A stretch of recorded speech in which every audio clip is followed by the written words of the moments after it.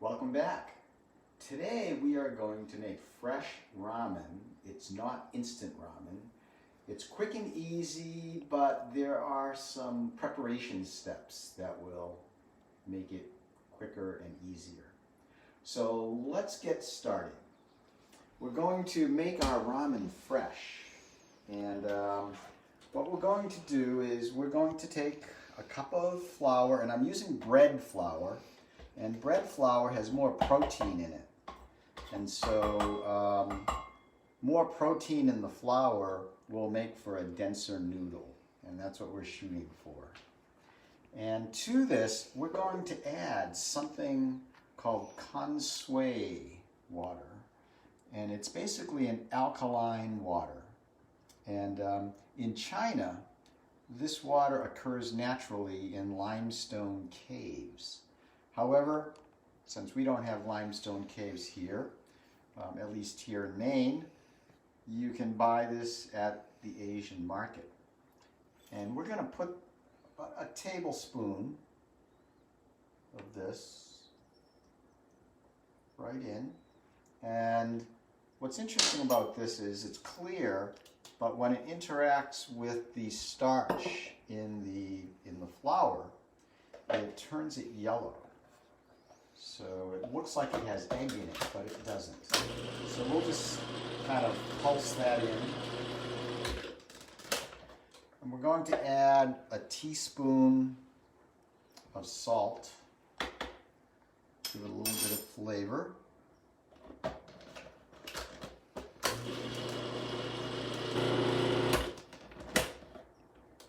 And a third cup of water. So this is where you want to be careful not to add too much water. So you want this to develop the consistency of couscous. And I'll show you that in a minute. We'll let that process for a little bit here.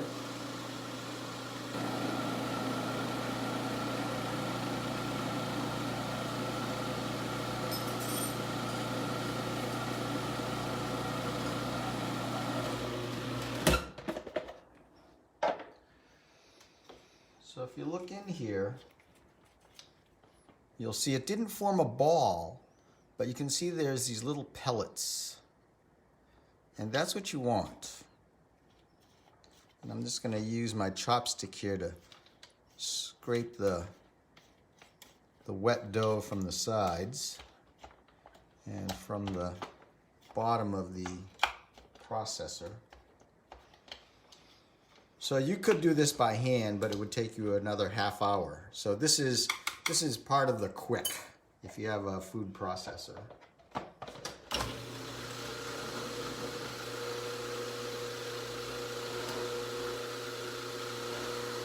And when I go to grab this, it should stick together, but it shouldn't stick to my hand. We'll reach in carefully. So see, it sticks together, but it didn't form a ball, and it doesn't stick to my hand. So it makes a pretty stiff dough, and that's what we want. So I'm going to let this rest a little bit while we go and prepare the broth. This is a good texture. So again, very fine, kind of uncooked couscous texture, little pellets. If it forms a ball, you need to add more flour. And if it won't stick together, you want to add a little bit, maybe like a half a teaspoon of water. And then you just let that process up. So if we let that rest for like 15 minutes or so, the gluten will form, and it'll be a little stretchier. But we could make the noodles right now. So let's go over here and let me talk a little bit about the broth. So Ramen technically is noodles and broth with some added ingredients. So what we have here, this is what's called the tonkatsu broth, and it's made from boiling pork bones and some beef and some chicken together. And ideally you would, take a carcass of a chicken or, chicken bones. Often you would break them so that the collagen kind of gets boiled in, and you would boil it overnight. So that's kind of planning ahead if you wanted to make it kind of official. The other thing you can do is you could literally use bouillon. So some beef bouillon, some pork bouillon, some chicken bouillon, and mix that all together and put in a little bit of butter for fat. This I did boil up overnight. So this is kind of an official ramen broth. But again, you could take a shortcut and it'll be good. It'll be good. Over here, I'm going to start some water boiling, and this is what we're going to cook our noodles in. And over here, I have some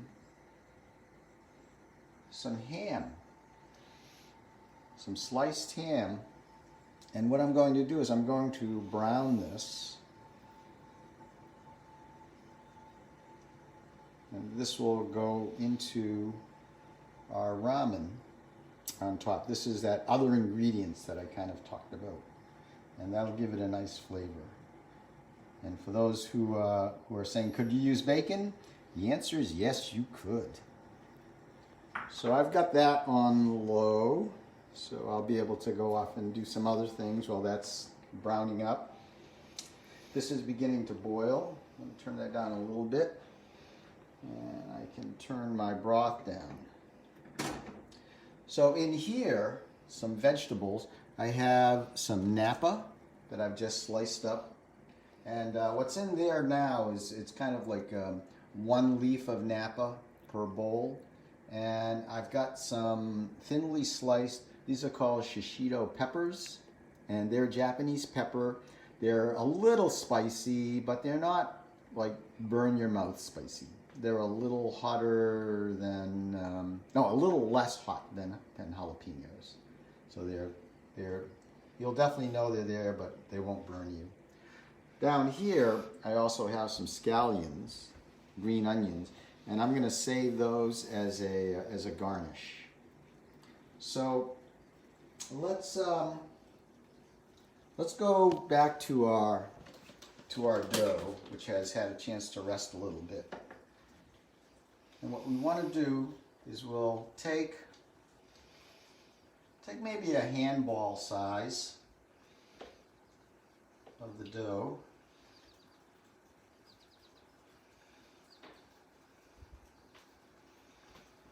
All right, so it's not sticking to me.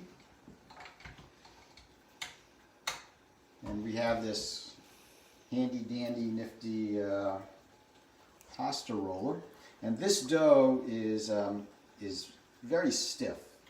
So it's better to use a roller if you can. You could roll it out by hand, but it's really dry and pretty difficult to do. It'll take a little while. So this is a shortcut. You can find these, interestingly enough, all over the internet for pretty inexpensive prices. I guess a lot of people get these for presents and they don't know what to do with them. So what I'm doing is I'm forming a little cylinder. Let me just turn this down a little bit. Forming a little cylinder that will roll out. Let me just flip our ham right over. That's nice and browned. That'll give it a nice salty taste. Let that cook with the residual heat.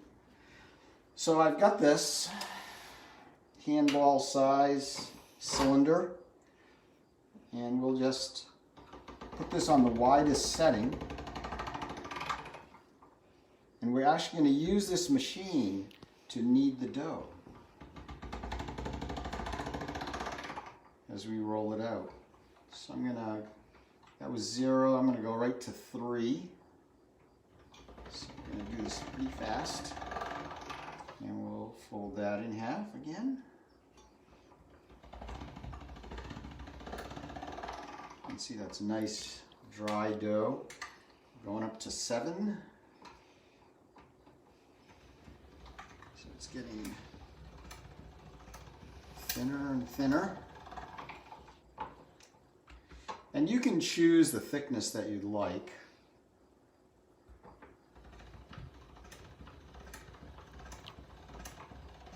I'm going to make these nice and thin because I want them to cook quickly. So now I'm on the thinnest setting on number 9. Just put that right through.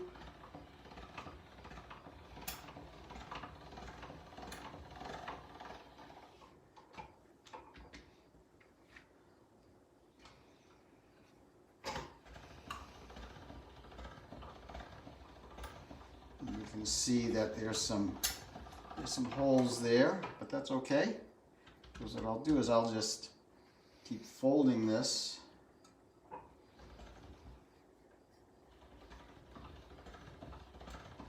so we get the sheet the way we want it. I think one more time.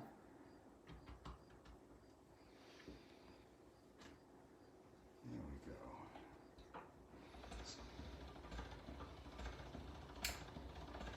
All right. So what we'll do is we'll choose our thin noodles.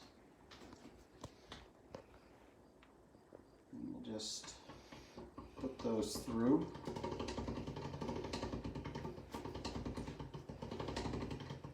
I'll show you them in a moment. Chopstick comes in handy. So there's some ramen noodles. Pretty quick. We'll just put those right there. We'll add those. I made these earlier. And what you can do is you can let these dry a little bit or dust them with some flour. And then you can form them into a ball. And that will give them kind of that crinkly look that you sometimes see with ramen. Or you can just kind of put them in like this where they're just straight and smooth. So let's do our noodles. They cook very quickly. The fresh ramen noodles especially the thin ones, will cook in a minute. And let me talk a little bit about another cool thing. So these are salted eggs, and what you do is we'll cut this in half, and we will add it to the ramen. And what we want to do with these, the way we prepare these, is we boil them for 10 minutes and then plunge them into cold water to stop them from cooking. And then we peel it, and we cut them in half, and the inside of the yolk should be soft, not runny, but kind of custardy. And we put that into the soup. A little trick in terms of peeling these: the older the egg is, the easier it is to peel. So you don't want fresh eggs. What's the sauce? The sauce that we're salting these in is soy sauce and wine. So you just want to put in enough soy sauce, and a cooking wine is good. So I'm just going to leave that there right now. Our water is boiling, so let's we'll take our fresh noodles that we just made, and we'll put these right in, and you'll give those a little stir. All right.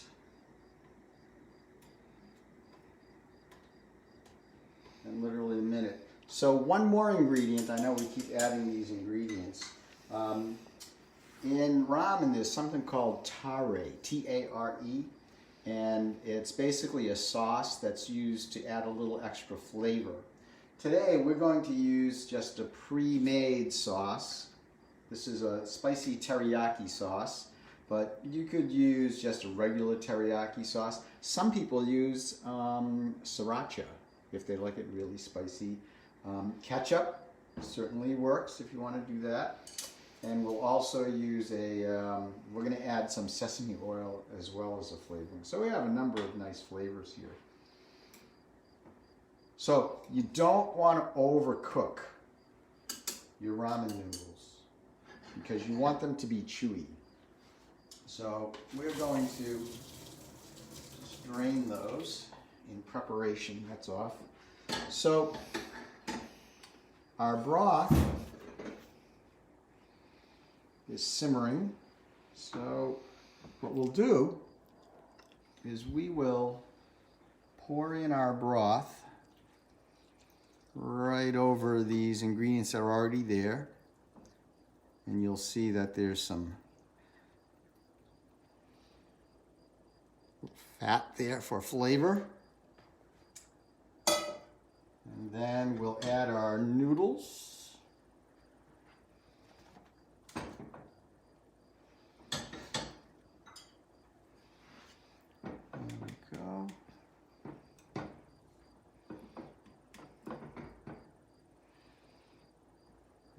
Let's add our meat.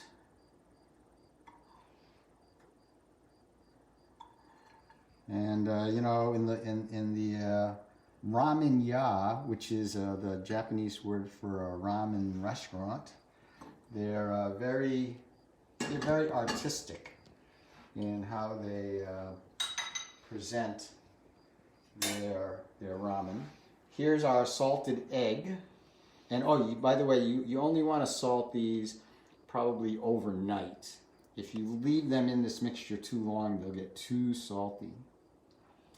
If I did this right, see how the center is kind of soft and custardy? And that's what you want.